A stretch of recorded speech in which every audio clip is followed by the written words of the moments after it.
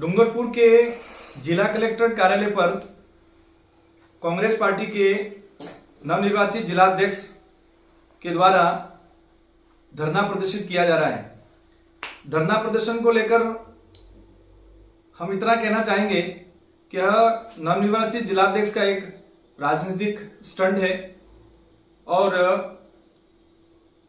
जनता के विषय को गुमराह करते हुए आगामी पंचायती राज चुनाव को हथियाने का एक प्रयास है।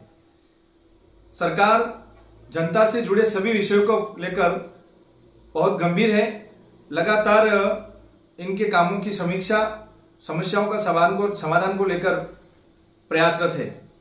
आपके द्वारा कहा गया है कि काम सैंक्शन नहीं हो रहे हैं, पेमेंट नहीं हो रहा है और ई-केवाईसी को तुरंत प्रभाव से बंद किया जाए। डूंगरपुर में 10 पंचायत समितियों के सभी ग्राम पंचायतों में लगभग 4,17,627 जॉब कार्ड कुल जिले के हैं। इनमें से 3,65,404 जॉब कार्ड एक्टिव हैं और इन एक्टिव जॉब कार्डों में 85% लेबर लग चुकी है। चूंकि ये समय वित्तीय वर्ष का एंड होने की ओर है। आपने ये भी कहा है कि हमारे जो लेबर हैं इनकी ई-केवाईसी नहीं की जाए। मैं ये कहना चाहूँगा, अगर ई-केवाईसी नहीं की जाती है तो हमें मिलने वाली पेंशन, हमें मिलने वाला राशन, हमें मिलने वाली छात्रवृत्ति, हमें मिलने वाले व्यक्तिगत सरकारी लाभ को हम कैसे ले पाएंगे। कुल मिलाकर यह कांग्रेस के शासन में भ्रष्टाचार को उजागर करता है कि हम किस मानसिकता की ओर ले जाना चाह रहे हैं। यह केंद्र सरकार और भारत के सभी राज्यों में ई-केवाईसी चल रही है। तो कुल मिलाकर यह राजनीतिक भ्रम है, लोगों के भोलेपन का लाभ लेने का एक मिथक प्रयास है। जनता समझ रही है।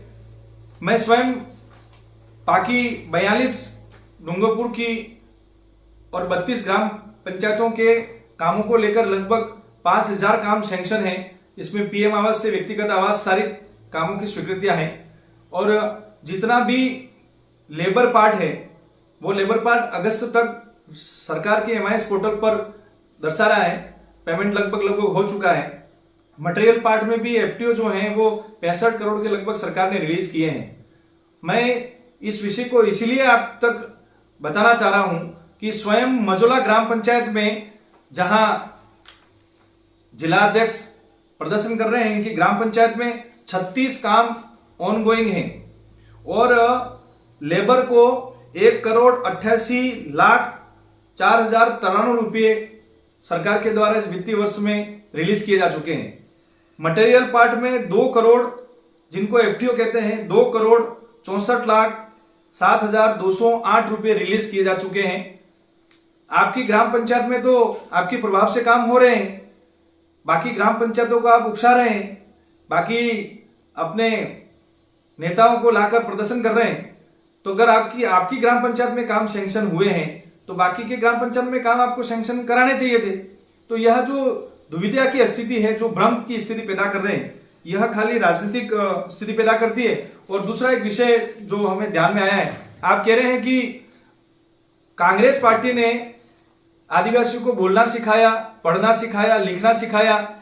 तो यह हमारे पुरखों के साथ अपमान है। आपको तुरंत माफी मांगनी चाहिए, क्योंकि वीर कालीबाई कलासुआ, गोविंद गुरु महाराज, सतीश रूमालदास ऐसे असंख्य हमारे आदिवासियों ने इस देश की आजादी में सहयोग दिया है।